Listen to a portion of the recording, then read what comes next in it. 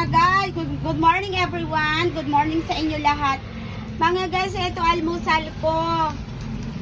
Ito po yung binili ng husband ko, lemon ginger. Ito po siya. Ito iti-take kong breakfast ko ngayon.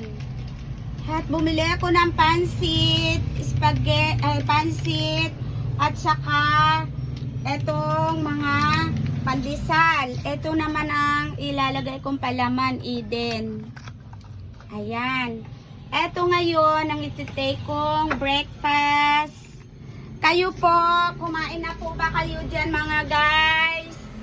Kain po tayo. Mag-breakfast na po tayo.